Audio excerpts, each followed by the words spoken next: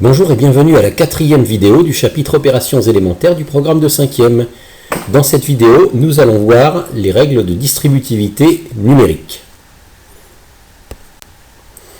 Alors nous allons commencer par un petit problème tout simple que je vais vous demander de résoudre de deux manières différentes. Voici ce problème. Dans une boulangerie, un croissant coûte 90 centimes et un pain au chocolat coûte 1,10 €. Combien paiera-t-on pour 7 croissants et 7 pains au chocolat? Je vais vous demander de mettre la vidéo en pause et de trouver deux manières différentes de résoudre ce problème. Évidemment, les deux manières doivent conduire au même résultat final. Allez-y.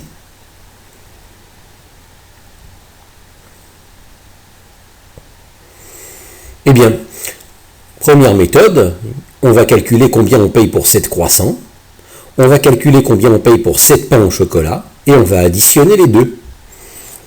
C'est-à-dire qu'on va faire comme ceci, 7 fois le prix d'un croissant, 0,90, plus encore 7 fois le prix d'un pain au chocolat, 1,10 €. Et donc là, ça nous donne un calcul que l'on calcule en respectant les règles de priorité, c'est-à-dire les multiplications d'abord et l'addition à la fin.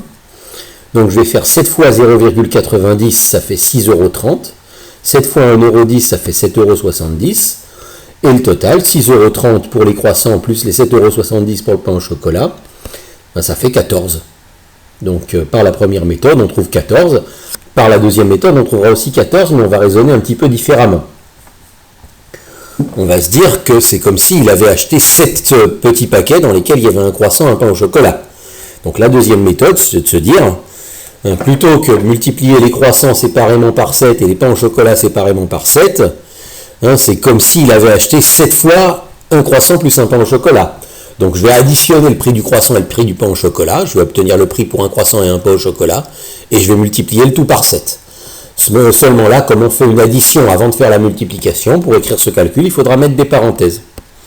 Donc voilà, 7 fois, entre parenthèses, le prix du croissant plus le prix du pain au chocolat. Ça nous donne exactement la même chose. On voit bien que là aussi, on calcule le prix de 7 croissants et de 7 pains au chocolat. Voilà, mais il faut que je mette des parenthèses pour pouvoir bien indiquer que d'abord j'ai additionné le croissant avec le pain au chocolat et ensuite j'ai multiplié par 7. Pour faire une addition avant une multiplication, il faut mettre des parenthèses parce que quand on ne met pas de parenthèses, on a vu que c'était la multiplication qui était prioritaire. Et donc là, calculons ce que ça fait en respectant les priorités. Donc en respectant les priorités, je calcule ce qu'il y a dans les parenthèses d'abord. Donc je calcule d'abord 0,90 plus 1,10. 0,90 plus 1,10, ça fait 2. Donc en deuxième ligne, je recopie mon calcul, sauf qu'à la place des parenthèses, je mets 2. Et ça me donne P égale 7 fois 2. Et maintenant que j'ai plus que 7 fois 2, j'ai qu'à le calculer, ça fait 14. Donc heureusement, c'est quand même logique que quelle que soit la méthode que l'on choisit, on trouve le bon résultat, on trouve le même résultat. Ce qui nous dit quand même que le prix pour 7 croissants et 7 pains au chocolat sera de 14 €. Voilà. Et donc, le but n'était pas de vous faire résoudre ce problème. Le but était de comparer les deux calculs. Et en fait, là, on a deux calculs qui donnent le même résultat. Et le fait que ces deux calculs donnent le même résultat, c'est une sorte de loi. C'est ce qu'on appelle la loi de distributivité. D'accord ? Premier calcul qu'on a fait, là je vous ai affiché le calcul de la seconde méthode. 7 fois, entre parenthèses, 0,90 plus 1,10 qui s'est affiché en rouge. Vous reconnaissez le calcul de la seconde méthode, c'est le même qui est écrit un petit peu plus haut. Eh bien, on a trouvé que c'était égal à l'autre calcul de la première méthode. C'était la même chose que l'autre calcul de la première méthode. Et quel est l'autre calcul? Comment je le retrouve? Dans la première méthode, je fais 7 fois 0,90 tout seul. Tiens, je fais une petite flèche entre le 7 et le 0,90 pour indiquer que je les multiplie l'un par l'autre. Donc ça fait 7 fois 0,90 plus, seriez-vous capable de mettre la vidéo en pause et de compléter vous-même ce qui va suivre? Ben oui, ce qui va suivre, c'est la même chose que la première méthode. J'ai multiplié le 7 par 0,90, je vais multiplier ce même 7 par 1,10. Je fais une autre petite flèche pour signaler quelle est la deuxième multiplication que je fais. Et donc c'est 7 fois 1,10. Et là, je viens de marquer dans ce cadre rouge que le calcul de ma première méthode et le calcul de ma deuxième méthode reviennent au même, c'est-à-dire que j'ai mis le signe égal entre les deux. C'est pareil, de multiplier 7 séparément par 0,90 et par 1,10, ou de faire le total et de multiplier le tout une seule fois par 7. C'est ça que dit la loi de distributivité. Vous trouverez le même résultat si vous multipliez par petits bouts ou si vous multipliez tout d'un coup. D'accord ?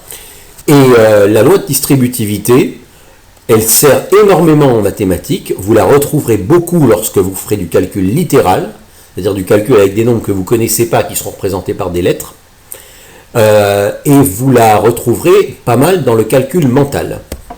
Et là, je vais vous donner quelques exemples de calcul mental. Donc, vous pouvez dès maintenant mettre la vidéo en pause et essayer de faire ces calculs, si vous avez compris comment faire.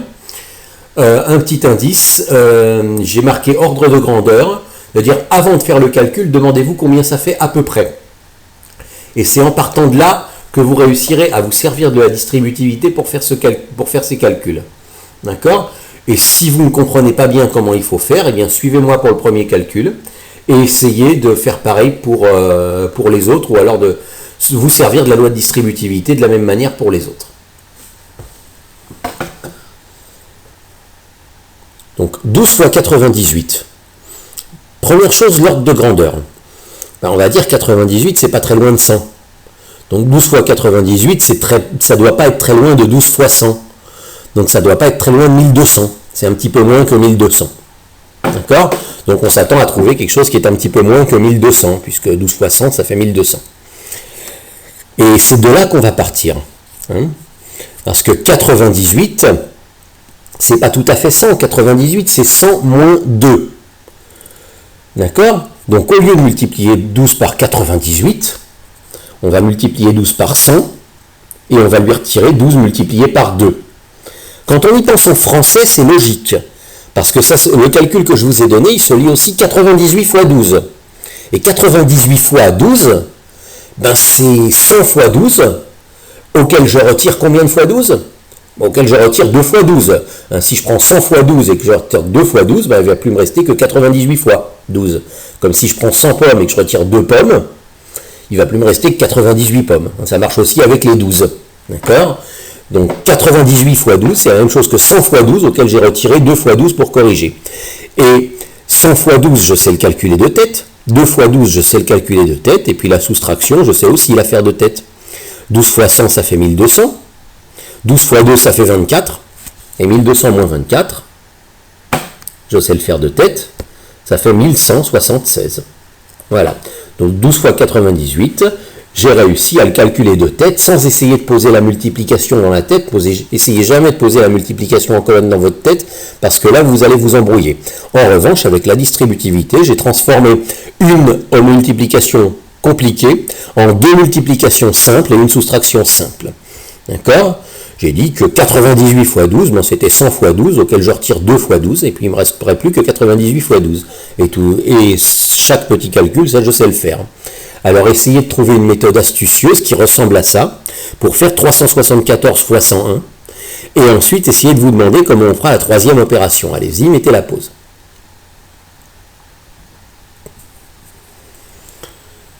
Eh bien, on va se dire que 374 fois 101, c'est presque pareil que 374 fois 100. Il y a juste une fois de plus, parce que 101, c'est une fois de plus que 100. C'est un de plus que 100. Donc 374, au lieu de me multiplier d'un coup par 101, c'est difficile, je vais multiplier par 100, ensuite je vais le multiplier par 1, et j'aurai qu'à faire le total. 101, c'est 100 plus 1. Donc 101 fois 374, je prends d'abord 100 fois 374, et ensuite je vais rajouter une fois 374, comme ça, ça me fera 101 fois. D'accord ? Comme quand je prends 100 pommes que je rajoute une pomme, eh bien j'ai 101 pommes. Donc quand je prends 100 fois 374, que je rajoute une fois 374, ça me fera en tout 101 fois 374. Et ces deux petits calculs, là, je sais les faire de tête. Je calcule ça en respectant les priorités, en faisant les multiplications d'abord, et en faisant l'addition à la fin. Et les deux multiplications et l'addition, c'est facile, je sais les faire de tête. 374 fois 100, alors faites attention de ne pas multiplier par 10, multipliez vraiment par 100. 374 fois 100, ça fait 37 400. 374 fois 1, évidemment, quand on multiplie par 1, ça ne change pas, ça fait 374. Donc ça va être 37 400 auquel je rajoute 374, et ça se fait de tête. 400 plus 300, ça fait 700, donc le reste, Donc le résultat final de cette multiplication, c'est 37 774. Et vous voyez que sans la calculatrice, en y réfléchissant un petit peu, on y arrive très bien, c'est même plus rapide que la calculatrice. Moi j'ai terminé ce calcul pour moi de tête, ça me prend moins de temps que de sortir ma calculatrice et de le taper. Donc si vous prenez cette habitude, vous gagnerez énormément de temps en ne tapant pas les calculs que vous pouvez effectuer de tête.